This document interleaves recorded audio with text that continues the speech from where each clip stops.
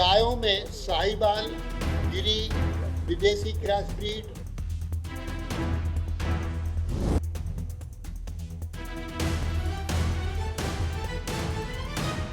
ब्राह्मण राजनीति के बीच योगी आदित्यनाथ ने एक परशुराम फैसला ले लिया। अब क्या यूपी की सियासत में समीकरण को बदलने की तैयारी है? उत्तर प्रदेश की राजनीति में धर्म, संस्कृति और सामाजिक समीकरण हमेशा से निर्णायक भूमिका में रहे हैं, लेकिन अब योगी आदित्यनाथ ने एक ऐसा फैसला ले लिया जो मौजूदा समय की ब्राह्मण राजनीति को लेकर जोड़ा जा रहा है।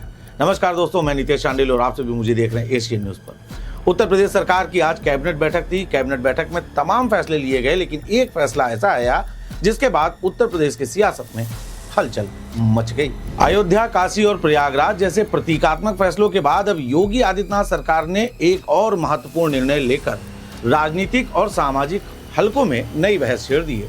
प्रदेश कैबिनेट ने शाहजहांपुर जिले की जलालाबाद तहसील का नाम बदलकर भगवान परशुरामपुरी करने के प्रस्ताव को मंजूरी दे दी है। यह फैसला ऐसे समय आया है जब उत्तर प्रदेश में ब्राह्मण राजनीति और उसके बदलते समीकरणों पर लगातार चर्चा हो रही है।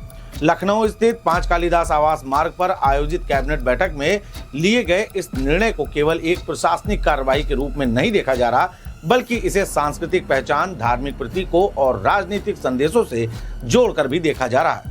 सरकार के इस फैसले के बाद संबंधित प्रशासनिक प्रक्रियाएं शुरू होंगी और भविष्य में जलालाबाद आधिकारिक रूप से भगवान परशुरामपुरी के नाम से जाना और पहचाना जाएगा।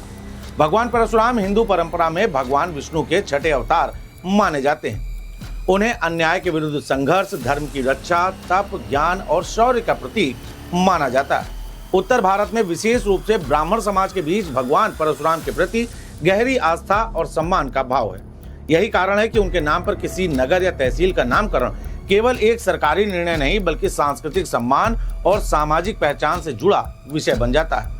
योगी आदित्यनाथ सरकार ने अपने कार्यकाल में सांस्कृतिक विरासत और धार्मिक प्रतीक चिन्हों को केंद्र में रखकर कई बड़े फैसले लिए हैं। इलाहाबाद का प्रयागराज नामकरण हो, अयोध्या के भव्य पुनर्विकास की योजना हो या काशी विश्वनाथ धाम का विस्तार, इन सभी निर्णयों को भाजपा ने भारतीय सांस्कृतिक पुनर्जागरण का हिस्सा बताया है। जलालाबाद को भगवान परशुरामपुरी नाम देने का फैसला भी इसी व्यापक वैचारिक दृष्टिकोण की अगली कड़ी माना जा रहा है। हालांकि इस फैसले के राजनीतिक मायने भी निकाले जा रहे हैं। उत्तर प्रदेश की राजनीति में ब्राह्मण समुदाय लंबे समय से एक प्रभावशाली सामाजिक समूह रहा है। बीते कुछ वर्षों में विभिन्न राजनीतिक दलों ने ब्राह्मण मतदाताओं को साधने के लिए अलग अलग रणनीतियां अपनाई। समाजवादी पार्टी, बहुजन समाज पार्टी और कांग्रेस समय समय पर ब्राह्मण सम्मेलनों और सामाजिक प्रतिनिधित्व के मुद्दों को उठाती रही है। ऐसे में भगवान परशुराम के नाम पर लिया गया यह फैसला भाजपा की तरफ से एक महत्वपूर्ण राजनीतिक संदेश के रूप में भी देखा जा रहा है। राजनीतिक विश्लेषकों का मानना है कि 2027 के विधानसभा चुनावों से पहले भाजपा अपने पारंपरिक समर्थक वर्ग के साथ साथ विभिन्न सामाजिक समूहों को सांस्कृतिक प्रतीकों के माध्यम से जोड़ने की रणनीति पर काम कर रही है।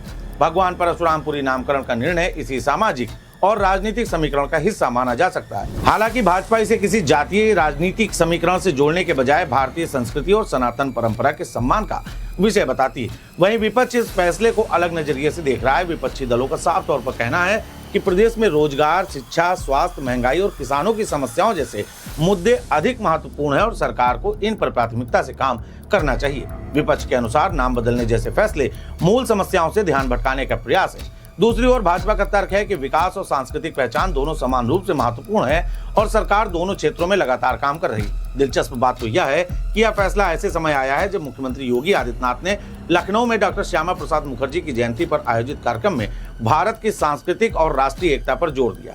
मुख्यमंत्री ने अपने संबोधन में डॉक्टर मुखर्जी के बलिदान, अनुच्छेद 370 हटाने और राष्ट्रीय एकीकरण के मुद्दों को रेखांकित करते हुए सांस्कृतिक राष्ट्रवाद की विचारधारा को आगे बढ़ाने की बात की। ऐसे में भगवान परशुरामपुरी नामकरण को सरकार की उसी वैचारिक दिशा का विस्तार माना जा रहा है। फिलहाल इतना स्पष्ट है कि जलालाबाद का नाम बदलकर भगवान परशुरामपुरी करने का फैसला केवल एक नाम परिवर्तन नहीं रह गया।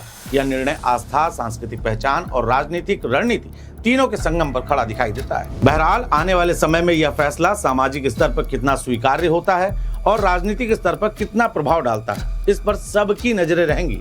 लेकिन इतना तो तय है कि योगी सरकार के इस कदम ने उत्तर प्रदेश की राजनीति में एक नई बहस को जन्म दे दिया है। हालांकि इस मुद्दे को उन तमाम मुद्दों से जोड़कर भी देखा जा रहा है जहां एक बार लगातार ये लग रहा था कि ब्राह्मणों के मुद्दे पर बीजेपी के खिलाफ एक ब्राह्मण विरोध का नैरेटिव सेट किया जा रहा था। 2027 के चुनाव बस अब से कुछ ही समय में है और उससे पहले योगी आदित्यनाथ सरकार का यह फैसला विपक्ष की टेंशन कहीं ना कहीं बढ़ा सकता है। बहरहाल आपको क्या लगता है, इस फैसले से उत्तर प्रदेश में 2027 की तस्वीर कितना बदलेगी? अपनी राय हमें हमारे कमेंट बॉक्स में जरूर दें।